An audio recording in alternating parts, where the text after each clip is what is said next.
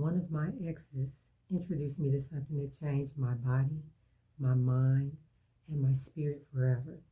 And I'm sharing my story so that no woman has to repeat my mistake.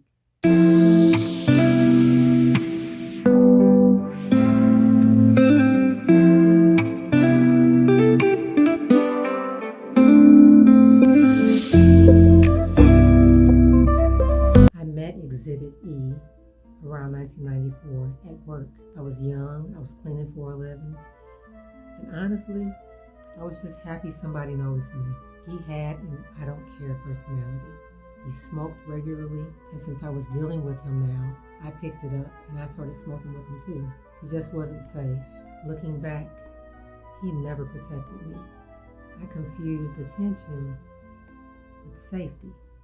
I am going to make this story very short. This was a 3-day incident, but due to the severity of what I went through, YouTube could very well flag my video, and I don't want it flagged, so I'm just going to tell you the gist of things that happened to me, so that way, we can all learn from this. So one weekend, he and his friend came over. I was cooking. They decided to assemble the blunts. Exhibit E hit it first, then he gave it to his friend. When they got done, they gave it to me. When I put it to my lips instantly went numb. And I told him, he laughed at me. So he was like, "Oh, you're good, hit it again." I regret ever doing that, because when I did, my entire body went numb from head to toe. Head to toe. I couldn't feel a thing.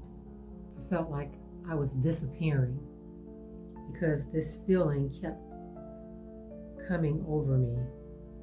A feeling that I cannot describe. But what I did call it was death's blanket, because it kept covering me over and over and over again. This numbness that is like etched in my brain now. I was terrified. I couldn't tell if I was alive, if I was dying, if I had died. I tried everything to feel something, everything in my power to knock some sort of sense of life back into me. I remember calling my mom to tell her, "I'm sorry, I've been a bad daughter." I remember seeing me. I was just in utter turmoil. I feel bad because I can't tell you the exact event that happened because it was a lot. It was traumatic. I went through a literal hell. What's worse is because this is somebody that's supposed to love me, or what I assumed was love. And all he did was laugh. He laughed at me. He watched me suffer. He watched me cry. He watched me scream to the top of my lungs. This is what your boyfriend's supposed to do to you? This is love?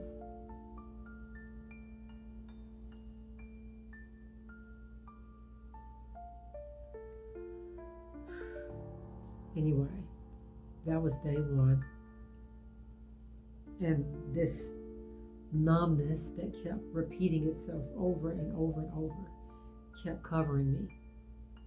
And he's laughing and he's enjoying himself, and he's still smoking, and his friend is still smoking, and the rest of Friday night was a blur. I guess I slept through Saturday because I wake up Sunday morning to see him sneaking out of my apartment.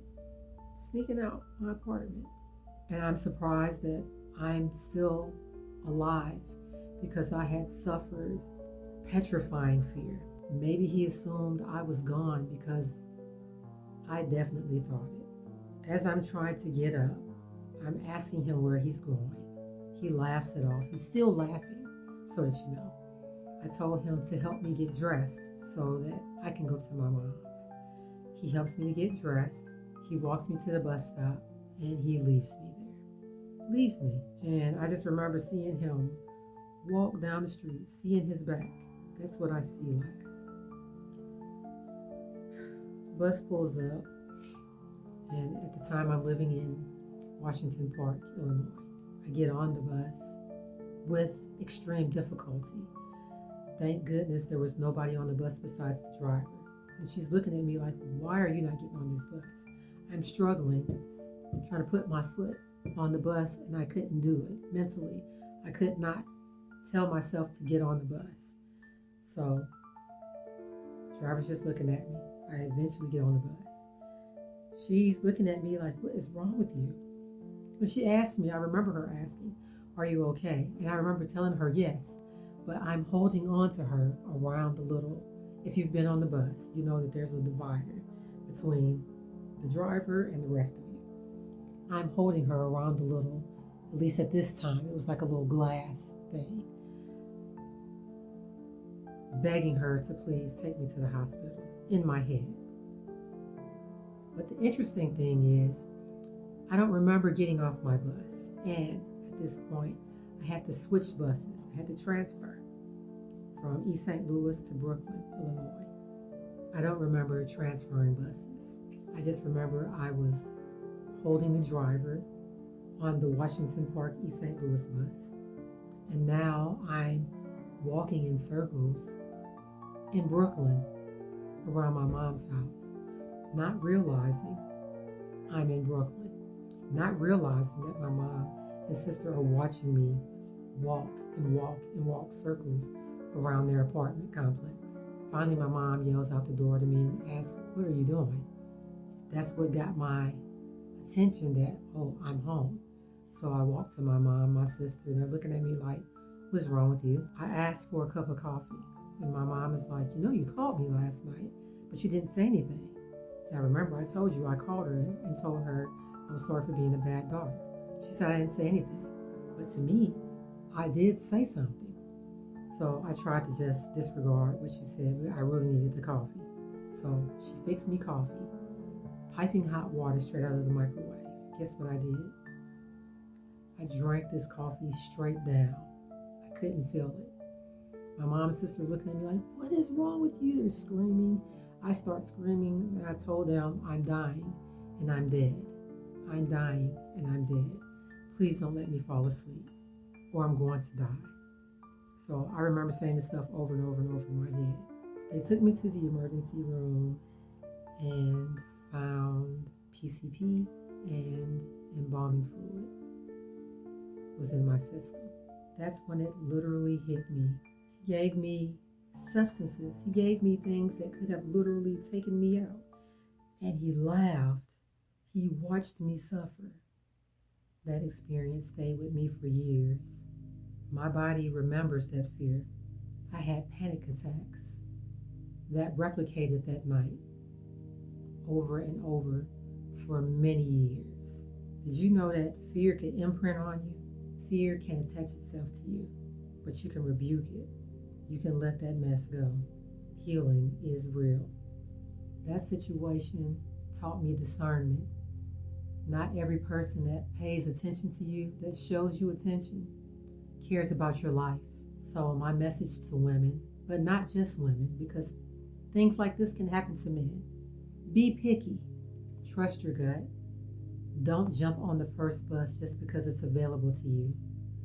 The bus with your destination on it is coming. Attention is not protection. So I did this video not to bash men or bash my exes.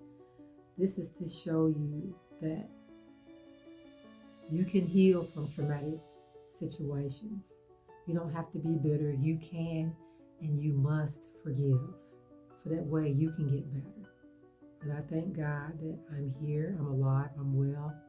I'm able to tell you all signs and things to look for just to be safe out there.